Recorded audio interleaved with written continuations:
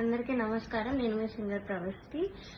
So నేను ఇప్పుడు ఈ వీడియో చేయడానికి కారణం పాడతీగ సిల్వర్ జూబ్లీ సిరీస్ లో జరిగిన ఇంజస్టిస్ అంతా ఎక్స్పోజ్ చేద్దామని. మీ అందరికీ తెలుసు నేను దానిలో పార్టిసిపేట్ చేశానని. సో అక్కడ ఏదైతే జరిగిందో అదంతా నేను ఇక్కడ క్లియర్ గా చెప్తాను వీడియోలో. స్టోరీస్ పెట్టాను, చాలా మంది థౌజండ్స్ ఆఫ్ రిప్లైస్ వచ్చాయి స్టోరీకి ఏం జరిగింది అని. సో దీనిలో అంతా నేను క్లియర్ గా ఎక్స్ప్లెయిన్ చేస్తాను. మిస్ అవ్వకుండా లాస్ట్ వరకు ఈ వీడియోని చూడండి. సో ఈ వీడియో చేద్దాం అనుకునే ముందు చాలా మంది ఆపడానికి వచ్చారు నన్ను ఈ మ్యూజిక్ ఫీల్డ్ నుంచి. బికాజ్ నీ కెరియర్ ఎఫెక్ట్ అవుతుంది, నీకు మంచి ఫ్యూచర్ ఉంది, ఎందుకు పాడు చేసుకుంటాను చాలా మంది ఆపడానికి ట్రై చేశారు. కానీ నేను ఇంకా డిసైడ్ అయ్యాను నాకు మ్యూజిక్ ఫీల్డ్ కి సంబంధం ఉండదు అని. బికాజ్ ఇంత ఇండస్ట్రీస్ జరిగేటప్పుడు నాకు ఉండాలని లేదు. పాడతీగ రియాలిటీ షోస్ అనే కాదు, దాని బయట కూడా చాలా జరుగుతున్నాయి. I make a different video for that. కానీ ఈ వీడియో మాత్రం ఓన్లీ ఫర్ పాడతీగ. సో నేను డిసైడ్ అయింది అందుకే. చాలా ఇండస్ట్రీస్ జరుగుతుంది అండ్ ఎవరు కూడా nobody should suffer all that. అందుకే నేను ఈ వీడియో చేస్తున్నాను. ఆల్సో చాలా మంది అడిగారు అసలు ఈ సీజన్ కి ఎందుకు వెళ్ళవు, మళ్ళీ ఎందుకు వెళ్ళవు పాడతీగకి, సూపర్ సింగర్ లో విన్నర్ అయ్యావు కదా అని చాలా మంది పెట్టారు. ద రీజన్ ఇస్ యాక్చువల్లీ నేను 2017 లో ఎస్పీబీ సార్ ఉన్నప్పుడు పాడాను. చాలా చాలా బాగా జరిగింది ఆ సీజన్. అసలు ఎలాంటి ట్రామాటిక్ ఎక్స్పీరియన్స్ అవ్వలేదు, చాలా హ్యాపీగా సాగిపోయిన సీజన్ అంతా కూడా. అప్పుడు డైరెక్టర్ శాస్త్రి అంకుల్ ఉండేవాళ్ళు అండ్ ప్రొడక్షన్ హౌస్ కూడా డిఫరెంట్ ఉండేది అప్పట్లో, ఇప్పుడున్న ప్రొడక్షన్ కాదు. సో అది చాలా పీస్ఫుల్ గా చాలా బాగా జరిగింది ఫైనల్స్ వరకు కూడా. అండ్ నాకైతే చాలా ఐ లెర్న్ సో మచ్ ఆ సీజన్ లో, చాలా బాగుండింది. సో అదే ఎక్స్పెక్టేషన్ తో ఈ సీజన్ కి వచ్చాను. ఆల్సో ఎక్స్పోజర్ వస్తుంది కదా అని. సూపర్ సింగర్ విన్నాక నాకు అంత ఆపర్చునిటీస్ ఏం రాలేదు. సో దీనిలో చేస్తే వస్తుంది కదా, ఎక్స్పోజర్ ఉంటుంది కదా అని ఒక థాట్ తో వచ్చాను. అండ్ దానిలో తప్పేం లేదు కదా. సో ఆ ఒక్క థాట్ తోనే నేను ఈ సీజన్ కి వచ్చాను. కానీ అంతా ఆపోజిట్ జరిగింది. సో మొన్న థర్డ్ షెడ్యూల్ షూట్ అయింది. టాప్ 12 లో నన్ను ఎలిమినేట్ చేశారు. యాక్చువల్లీ ఫస్ట్ షెడ్యూల్ నుంచి కూడా చాలా జరిగాయి. అప్పుడే నేను క్విట్ అవుదాం అనుకున్నాను, బట్ కాంట్రాక్ట్ సైన్ చేశాను. So I had no option. మీరు అనుకోవచ్చు ఎలిమినేట్ అయింది కాబట్టి ఇదంతా ఇప్పుడు కోపంతో చెప్తుందేమని. కానీ కాదు, ఉన్నప్పుడు నేను చెప్పలేను. కానీ ఎలిమినేట్ చేశాక నాకు ఆ ధైర్యం వచ్చింది అంతా చెప్పడానికి. సో జడ్జెస్ గురించి కానీ అక్కడ ఆ ప్రొడక్షన్ వాళ్ళు ఎలా ట్రీట్ చేశారని కానీ నేను అంతా దీనిలో బయట పెడతాను. సో నేను ఒక గుడ్ థింగ్ తో స్టార్ట్ చేస్తాను. పాడతీగలో ఒక గుడ్ థింగ్ ఆర్కెస్ట్రా. కృష్ణాంకుల్ వాళ్ళు ఆ సీజన్ లో ఎవరైతే ఉన్నారో వాళ్ళే ఈ సీజన్ లో కూడా ఉన్నారు. వాళ్ళు మాత్రం చాలా సపోర్ట్ చేశారు, అందరితో ఒకేలా ఉంటారు. అండ్ మెంటర్ శ్రీనివాస్ సార్, ఆయన కూడా నన్ను ఎప్పుడు కూడా you are the most talented అని మొన్న కూడా నాతో వచ్చి చెప్పారు. సో వీళ్ళిద్దరికి మాత్రం I'm very very thankful. They are my favourite people. So this is the only good thing Padutha Theeyaga ఈ సీజన్ లో. సో ఫస్ట్ నేను జడ్జెస్ దగ్గర నుంచి స్టార్ట్ చేస్తాను. First Sunitha garu. Of course she's very beautiful. మీరు అంతే కైండ్ అని కూడా అనుకుంటారు, బట్ బ్యూటీకి కైండ్నెస్ కి ఎప్పుడు కూడా లింక్ ఉండదు. సో ఓకే, మీరు అబ్జర్వ్ చేయండి ఫస్ట్ ఎపిసోడ్ నుంచి కూడా ప్రతిసారి నేను స్టేజ్ మీదకి వచ్చిన ప్రతిసారి వాడు ఒక ఫేస్ ఇస్తారు. అది ఎవ్వరికి పెట్టరు ఆ ఫేస్, బట్ ఓన్లీ నాకు ఆ డిస్గస్టెడ్ లుక్ పెడతారు ఫేస్ మీద.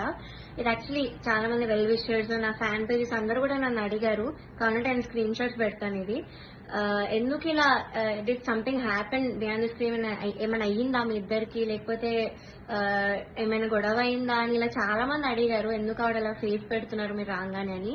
సో కానీ నేను చాలా డిఫెండ్ చేయడానికి ట్రై చేశాను. బికాజ్ నాకు అప్పుడు తెలీదు, నేను ఏదో అలా ఆలోచిస్తున్నాను, వీళ్ళందరూ అలా ఆలోచిస్తున్నారేమో అనుకున్నాను. నాకు తెలియదు అప్పట్లో, ఐ డెంట్ రియలైజ్.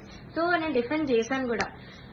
సో నాకు ఎప్పుడు క్లారిటీ వచ్చిందంటే అంతరామమయం పాడే ముందు సౌండ్ చెక్ అయ్యేటప్పుడు ఇన్యూస్ పెట్టుకున్నాను. అండ్ ఆవిడ దగ్గర ఒక మైక్ ఉంది, అది ఆన్ ఉంది. అది పాపం వాడికి తెలీదు, మైక్ ఆన్ ఉంది, నేను ఇన్యూస్ పెట్టుకున్నాను. సో కీరవాణి గారితో ఇలా చెప్తున్నా అనమాట, ఈ అమ్మాయికి అసలు హై రేంజ్ వాయిసే కాదు, హై పిచ్ రాదు, కానీ మేనేజ్ చేసేస్తాను మీరు చూడండి, ఈ సాంగ్ లో తెలుస్తుంది చూడండి మీకు, అది ఇదని చాలా ఎక్కిస్తున్నారు సార్ కి. And it hurt me so bad stage మీద నించున్నప్పుడు. అప్పటికే నా సెల్ఫ్ ఎస్టీమ్ ఇలా ఆల్మోస్ట్ కిందకి దిగిపోయింది. చాలా ఏడుపు వచ్చేసి నా టైంకి కంట్రోల్ చేసుకొని లేదు I have to do this అని అంతరామమయం పాడాను. అండ్ ఆ పాటకు వచ్చిన అప్రిసియేషన్ నాకు ఇంకే పాటకు రాలేదు అప్పటి వరకు.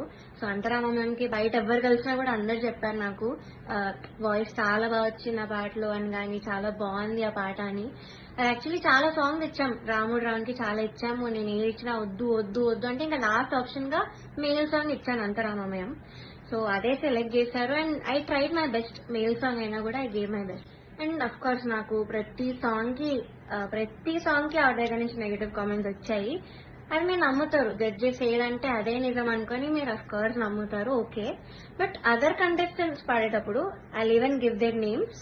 ఇద్దరు, శ్రీధృతి అండ్ గాయత్రి అక్క, వీళ్ళిద్దరు పాడేటప్పుడు పిచ్చింగ్, ఎస్పెషలీ ధృతికి చాలా పిచ్చింగ్ ఇష్యూస్ వచ్చేటప్పుడు అయితే ఆవిడ ఇలా సైగలు చేసేవాళ్ళు, షార్ప్ అయితే ఇలా చెప్పేవాళ్ళు. అది మేము అందరం చూసాము. గాయత్రి అక్క కూడా షార్ప్ అయితే ఇలా కింద కింద ఫ్లాట్ బాడ్ అని చెప్పేవాళ్ళు. మొన్న కూడా అయింది అది. సో అంటే నాకు తప్పు లేకపోయినా మీరు అక్కడ కామెంట్స్ లో చెప్తున్నారు, వీళ్ళు చేశాక కూడా మీరు అక్కడ చెప్పకుండా సైగలు చేస్తున్నారు.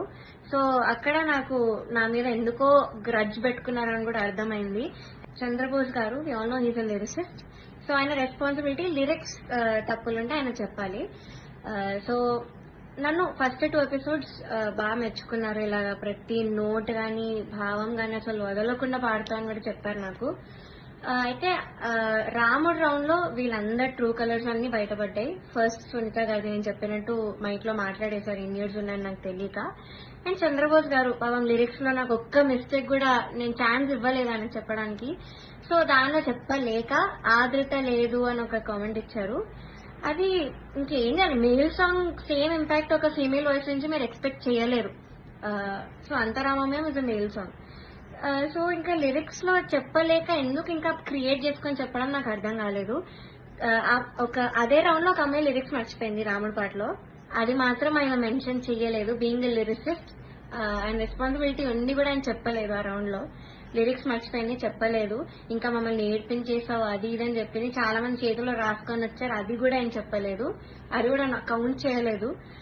కానీ నాకు మాత్రం లేని నెగిటివ్ పాయింట్స్ అని, ఆయనకు అవసరం లేని నెగిటివ్ పాయింట్స్ అన్ని కూడా చెప్పారు. లిరిక్స్ లో మాత్రం నేను ఇప్పటివరకు ఆయనకు ఒక్క ఛాన్స్ కూడా ఇవ్వలేదు సాంగ్స్ లో.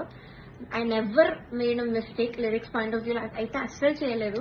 మీరే చూడండి, మీకే అర్థమవుతుంది. సో ఇది కూడా మీకు న్యాయం అనిపిస్తుందా? కిరాణి సార్ గురించి మాట్లాడదాం. అఫ్ కోర్స్ నాకు చాలా హేట్ వస్తుంది దీనికి మాత్రం, and I'm ready for it because I don't care. Personally నాకైతే నెగటివ్ కామెంట్స్ రాలేదు ఆయన దగ్గర నుంచి. బట్ సెట్ లో ఎలా మాట్లాడతారు, అసలు ఏం చెప్తారు అనేది నేను ఇక్కడ చెప్తాను. పాయింట్ నెంబర్ 1, మెలడీస్ పాడిన వాళ్ళకి మాత్రం వాళ్ళు ఎలా పాడినా కూడా నేను ఆటోమేటిక్ గా మంచి స్కోర్ చేస్తాను. ఆయన నోట్తో ఆయనే చెప్పారు. So he's very bias towards melody songs and his compositions.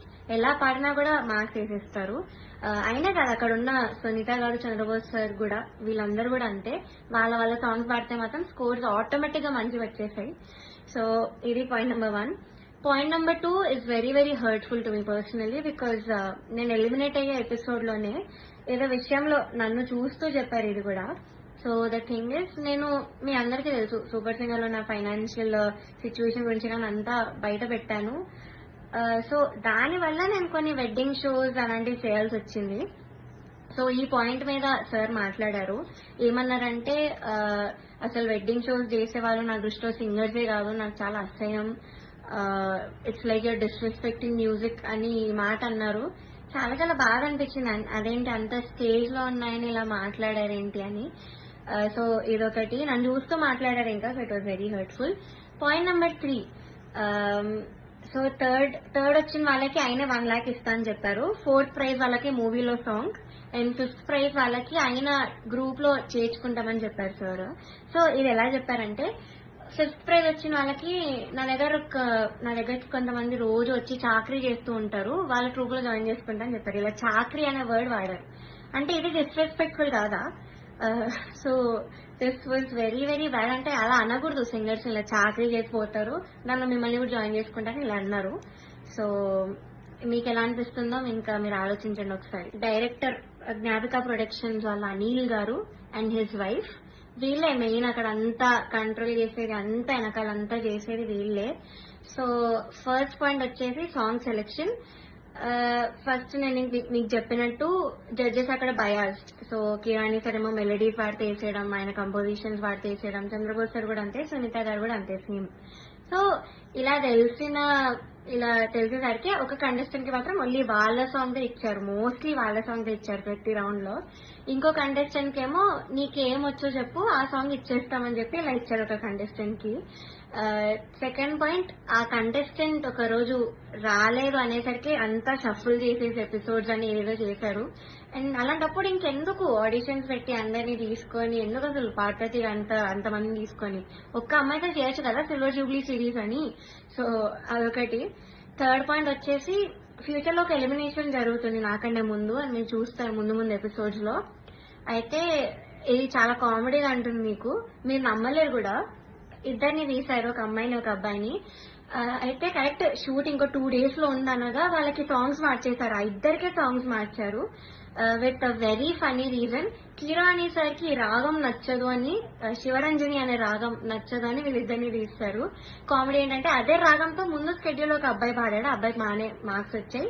అదే స్కెడ్యూల్ లో ఇంకొక అబ్బాయి కూడా పాడాడు, అబ్బాయి కూడా బాగానే మెచ్చుకున్నారు, మంచి కామెంట్స్ వచ్చి అన్ని వచ్చాయి. బట్ వీళ్ళిద్దరికి మాత్రమే సాంగ్స్ మార్చేశారు. అయినా కూడా దీస్ టూ పాపం ఆ టైంకి నేర్చుకొని I think they did very well మార్చినా కూడా. కానీ వాళ్ళనే ఎలిమినేట్ చేశారు యాజ్ ఎక్స్పెక్ట్. నేను అప్పుడు అనుకున్నా యాక్చువల్లీ సాంగ్ ఇలా మార్చేసి అంతే ఏదేదో చేస్తున్నారో, నేను అప్పుడు అనుకున్నా వీళ్ళిద్దరిని తీసే ఛాన్స్ ఉంది అని. And the thing is కిరాణి sir రాగం నచ్చకపోతే మరి ఎందుకు చేశారో తెలీదు. అంతర్యామి అనే పాట అదే రాగంలో చేశారు. బట్ ఏమో ఆ ఫన్నీ రీజన్స్ అయితే వీళ్ళిద్దరు సాంగ్ అయితే తీసేశారు కరెక్ట్ ఎలిమినేట్ చేసే ముందు. అండ్ నౌ నేను ఎందుకు అంత మెంటలీ ఎఫెక్ట్ అయ్యాను అని ఇప్పుడు చెప్తాను.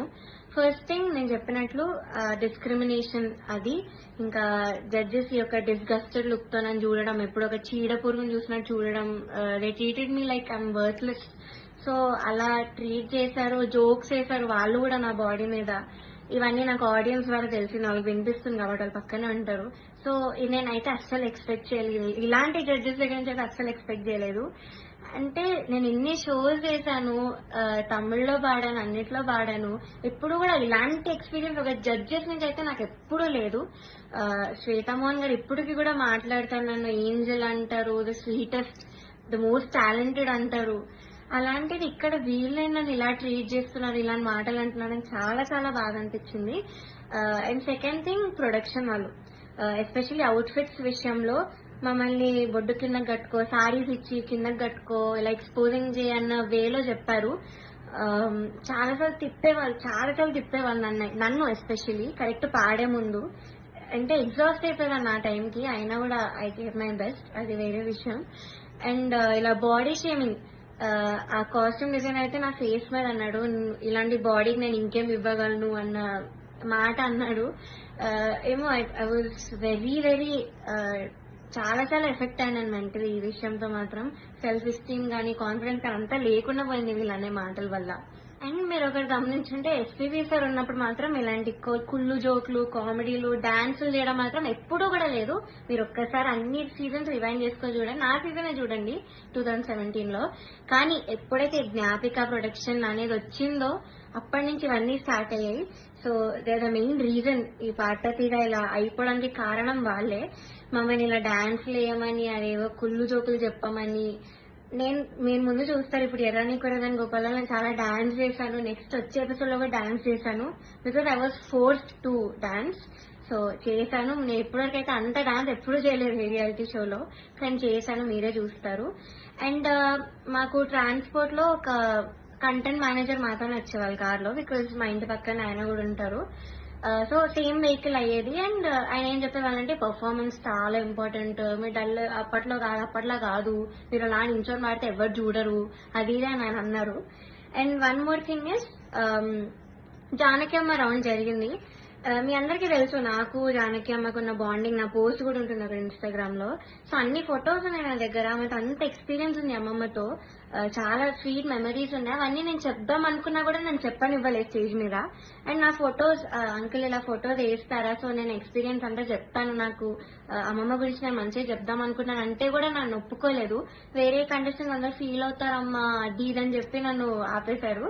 బట్ కె రాఘవేంద్రరావు గారి ఎపిసోడ్ అయింది మొన్న స్కెడ్యూల్ లో. అండ్ ధృతి is very very close to him, అక్కడ ఉన్న అందరితో క్లోజ్, జడ్జెస్ తో కూడా ఆఫ్ కోర్స్. సో అయిన ఫొటోస్, తన ఫొటోస్ మాత్రం వేశారు అండ్ తనతో చెప్పించారు.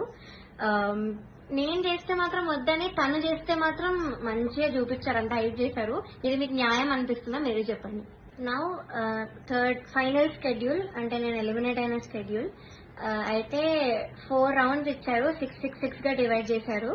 కామెడీ ఏంటంటే కొంతమంది క్లాసికల్ రౌండ్, కొంతమంది కాలేజ్ రౌండ్ అంట, ఒక చెత్త రౌండ్ ఒకటి పెట్టారు. దానిలో చెత్త పాసిబుల్ సాంగ్స్ అన్ని ఇచ్చారు, అంటే సింపుల్ గా పాడి పడేసేవి. దానికి క్లాసికల్ రౌండ్ కి మార్క్స్ కి కంపేర్ చేశారు. ఇది ఒక కామెడీ విషయం స్కెడ్యూల్లో. మీ అందరికి తెలియాలి కాబట్టి చెప్తున్నాను అంత క్లియర్ గా. సో ఇది జరిగింది. ఓకే, నేను ఎన్నో రాత్రులు వస్తాయి పాడాను డ్యూయట్ రౌండ్ లో, which is Ilaiyaraaja sir and SPB sir round మాట. వాళ్ళ బర్త్డేస్ వస్తున్నాయి కాబట్టి ఈ రౌండ్ ఇచ్చారు. డ్యూయట్ రౌండ్ వేరే ఒక అన్నతో పాడాను. అయితే ఇదైతే I did very very well. Especially orchestra నుంచి చాలా అప్లోజ్ వచ్చింది ఈ పాటకి. నా హై నోట్స్ మీద ఎక్కువ మెచ్చుకున్నాను, చాలా బాగా వచ్చింది, వాయిస్ లో చాలా బాగుండింది, చాలా హాయిగా ఉండింది. మా ఇంట్లో ఆ రోజు వింటుండే సిస్టమ్ లో చెప్పారు ఆ రోజు స్టేజ్ మీద. నాకైతే పక్కకు పిలిచి కూడా చాలా మంది చెప్పారు. కానీ సునీత గారు ఆఫ్ కోర్స్ మళ్ళీ అదే కామెంట్, నీకు రేంజ్ లేదు, నీకు హై నోట్స్ రావు, నీకు స్కేల్ ఎక్కువ అయిపోయింది, యూ ఆల్వేస్ స్ట్రగుల్, మనం దీని మీద మాట్లాడుకోవాలి అని చెప్పారు. I don't think so, because నేను ఇన్ని షోస్ చేశాను. ఎందుకు మన ఎస్పీబీ సరే నన్ను మెచ్చుకున్నారు అప్పుడు పడుతుంది నా హెడ్ వాయిస్ గురించి. అండ్ మన సూపర్ సింగర్ లో శ్వేతా మోహన్ గారు అన్ని లాంగ్వేజెస్ లో పాడారు. ఆవిడ సుజాత మోహన్ గారు అన్ని లాంగ్వేజెస్ లో పాడారు. ఆవిడ నన్ను మెచ్చుకున్నారు. ఇలాగా నీది బేస్ రేంజ్ వాయిస్ అయినా కూడా నువ్వు ఎంత బాగా పాడుతున్నా, అసలు తెలియకుండా ఎంత బాగా పాడుతున్నా, ఎంత క్లీన్ గా వినిపిస్తున్నా, హై నోట్స్ అన్ని కూడా చెప్పారు. తమన్ సార్ కూడా మెచ్చుకున్నాను నన్ను ఈ విషయంలో. కానీ సునీత గారు మాత్రం అదే పాయింట్ మీద చెప్పారు ఎప్పుడు కూడా. సో ఇలా జరిగింది. అండ్ సారీగామే లాస్ట్ నేను ఎలిమినేట్ అయిన రౌండ్ పాడింది సారీగామే.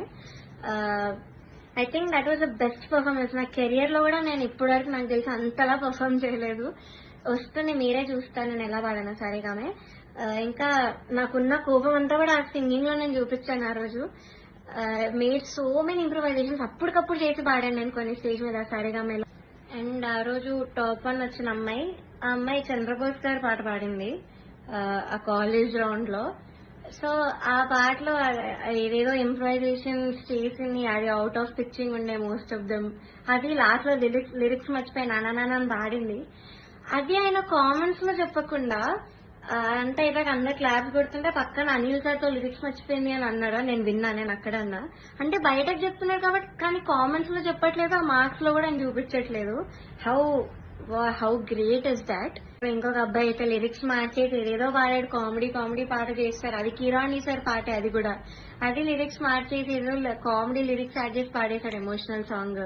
అయినా ఆయన స్టేజ్ మీదకి వచ్చేసి ఆ పాట కోరస్ పాడేసి, ఆయన పాట అంటే అంత ఎక్సైట్మెంట్ వచ్చేస్తుంది ఆయనకి. సో ఆటోమేటిక్ గా స్కోర్స్ కూడా అలానే పడిపోతాయి సేమ్ ఎక్సైట్మెంట్ తో. సో ఇది జరిగింది కరెక్ట్ ఎలిమినేషన్ ముందు అదే రౌండ్ లో. ఇంకా ఎలిమినేషన్ రౌండ్ వచ్చేసరికి ఫస్ట్ చంద్రబోస్ గారు లేచి వెళ్తారు. నాకు పని ఉంది, హ్యావ్ టు గో, అది నిజమో కాదో ఎవరికి తెలీదు, బట్ హీ లెఫ్ట్. మంచిగా హ్యాపీగా వెళ్ళిపోయారు ఆయన. కరెక్ట్ 5-6 ఉన్నప్పుడు కిరాణి సార్ ఈయన కూడా లేచి వెళ్ళిపోయారు. హీ వాజ్ లైక్ నాకు ఈ టెన్షన్ నా వల్ల కాదు, నాకు ఇంకేం సంబంధం లేదని లేచి వెళ్ళిపోయారు. బికాస్ ఆయన మనస్సాక్షికి తెలుసు అక్కడ. సో లేచి వెళ్తారు. కానీ సునీత గారు మాత్రం అఫ్ కోర్స్ నా మీద అంత గ్రడ్జ్ ఉన్నప్పుడు నేను ఎలిమినేట్ అవ్వడం చూడాలి కదా. సో ఆవిడ మాత్రం అలానే కూర్చున్నారు, ఎంత ఒక ఈవిల్ స్మైల్ తో ఫేస్ మీద. I still remember that face, నా మైండ్ లో తిరుగుతుంది అది. నేను మాత్రం ఏడుపు కంట్రోల్ చేసుకుంటున్నా, కంట్రోలింగ్ లేదు. ఐ షుడెంట్ క్రై, నన్ను ఇంత టార్చర్ పెట్టారు, నేను ధైర్యంగా బయట పెట్టాలి, దానికి నేను ఏడవకూడదు, నేను మంచిగా ఎలిమినేట్ అవ్వాలి హ్యాపీగా అనుకున్నాను. సో నేను మాత్రం మంచి స్మైల్ పెట్టుకొని నించున్నా. అయితే లాస్ట్ ముగ్గురికి వచ్చారు, ముగ్గురు ఉన్నాం లాస్ట్ కి. ఒకరు సేవ్ అయ్యారు, నేను ఇంకా ఇంకొక అన్న ఎలిమినేట్ అవుతాను, ఇద్దరం ఎలిమినేట్ అయ్యాము. అయ్యాక నాకు కొంచెం ఐ వాట్ ఎమోషనల్ గా అయినా కంట్రోల్ చేసుకుని వెంటనే ఐ గేవ్ అ స్మైల్. అయితే my mother she saw all of these కదా, సో ముందు నుంచి తట్టుకుంటూ వస్తున్నాం, ఇంకా తన వల్ల కాలేదు. సో మా మదర్ స్టేజ్ మీదకి వచ్చి నన్ను తీసుకెళ్ళిపోవడానికి ట్రై చేశారు అక్కడి నుంచి. ఆ ట్రాఫీ ఇవేం తీసుకోకు, వద్దు వెళ్ళిపోదామని. సో అదే ఎమోషనల్ మైండ్ సెట్ తో సునీత గారి దగ్గరికి వెళ్ళి ఎందుకు ఇంత అన్యాయం చేశారు నేను ఇలానే అనింది మా మదర్. బట్ సునీత గారు ఆవిడ రిప్లై మాత్రం, నువ్వు వెళ్ళి ఇక్కడ ముందు ఇక్కడి నుంచి దయచేయి అనింది. ముందు ఇక్కడ నుంచి బయటకు వెళ్ళిపో అన్న వేలో ఆవిడ మాట్లాడారు. ఇలానే నువ్వు అన్నారు, which was very very cheap. అసలు ఎవరు ఎక్స్పెక్ట్ చేయరు అలాంటి జడ్జ్ నుంచి ఇలా మాటలు వస్తాయని. నేను కూడా ఎలిమినేట్ అయిన షోస్ కూడా ఉన్నాయి. నేను తమిళ్లో కూడా ఎలిమినేట్ అయ్యాను టాప్ 5 లో. హాఫ్ మార్క్స్ ఎలిమినేట్ అయ్యాడు కూడా. అప్పుడు మేమేమి ఇలా ఎమోషనల్ అయితే ఏం చేయలేదు. బికాస్ ఆ జడ్జెస్ అంత బాగా మాట్లాడారు కాబట్టి మాతో. చిత్రామ్మ ఎంత బాగా మాట్లాడతారు, ఇప్పుడు కూడా ఎంత బాగా ట్రీట్ చేస్తారు ఆవిడ కాల్ చేసి కూడా మాట్లాడాను నేను ఎలిమినేట్ అయ్యాక. మమ్మీతో మాట్లాడారు, మనోజ్ సార్ కాల్ చేశారు, మాల్గుడి సుబ్బమ్మ మాట్లాడారు. అలా మాట్లాడతారు కానీ నువ్వు ఇక్కడి నుంచి వెళ్ళిపో, దయచేయి ఇక్కడి నుంచి దయచేయి అని అలా చెప్పారు ఆవిడ. అలాంటి వాళ్ళని మీరు ఇక్కడ ఎంత హైప్ చేసి పైన పెడతారు. I don't understand why. ఇప్పటికైనా మీకు అర్థం కావాలి వాళ్ళ గురించి. కానీ ఎందుకో మీ మైండ్ సెట్ కి ఎక్కదు. నాకు డౌటే, నేను చెప్పేది కూడా మీకు ఎక్కుతుందో లేదో. కానీ నేనైతే అంత ధైర్యంగా బయట పెట్టాను. బికాజ్ నేను ఈ కెరియర్ వదిలేద్దామని డెసిషన్ కి వచ్చాక నేను ఇవన్నీ బయట పెడుతున్నాను. బికాజ్ నాకు ఇంకా రావు ఆపర్చునిటీస్. ఎందుకంటే పెద్ద పెద్ద నేమ్స్ తీసుకున్నాను, వీళ్ళందరూ మీరు చెప్పాను కాబట్టి నాకు ఇంకా ఉండదు. ఈ మ్యూజిక్ లో నాకు ఇంకా ఎలాంటి ఛాన్స్ అనేది రాదు. నేను డిసైడ్ అయ్యి ఇవన్నీ పెట్టాను. ఈ వీడియో చేయడానికి మెయిన్ రీజన్ వచ్చేసి మీరు ఇదంతా చూసి ఇప్పటికైనా రియలైజ్ అయ్యి ఇలాంటి ఫ్రాడ్ షోస్ అన్ని కూడా చూడడం మానేసి, ఆ స్పాన్సర్స్ కూడా స్పాన్సర్ చేయడం మానేసి బ్యాన్ చేస్తారని ఒక హోప్ తో నేను చేశాను ఈ వీడియో. అండ్ నాలా చాలా మంది సఫర్ అయిన వాళ్ళు ఉన్నారు, కానీ ధైర్యం లేక కెరియర్ గురించి ఆలోచించి చాలా మంది మాట్లాడకుండా ఆగిపోయారు. నేను మాత్రం కెరియర్ వదిలేస్తున్నాను కాబట్టి ఇదంతా చెప్తున్నాను కెమెరా ముందు ధైర్యంగా. సో జడ్జెస్, మీరు ఆ సీట్ లో కూర్చున్నప్పుడు మీకు ఒక రెస్పాన్సిబిలిటీ ఉంది, జస్టిస్ చేసే ఒక రెస్పాన్సిబిలిటీ. కానీ మీరు అది చేయకుండా మీ ఇష్టం వచ్చిన వాళ్ళని తెచ్చి మా అమ్మాయివే నువ్వు, నేను బుడతల బ్యాచ్ నుంచి నువ్వు అప్పటి నుంచి చూస్తున్నాను అది ఇది అని చెప్పి ఇవన్నీ చేసి మీరు సరస్వతి అమ్మవారిని అవమానం చేస్తున్నట్టు, మీరు షేమ్ చేస్తున్నట్టు, ఇన్సల్ట్ చేస్తున్నట్టు సరస్వతి దేవిని. సో మీరు ఇలా చేసే పని అయితే ప్లీజ్ డోంట్ సీట్ లో కూర్చోకండి. ఇంకా చిత్రమ్మ, ఎస్పీ శైలజమ్మ, మనో గారు వీళ్ళు ఉంటే ఎంత బాగుంటుంది ఆ ప్లేస్ లో, ఎంత బాగుంటుంది ఆ జడ్జ్మెంట్.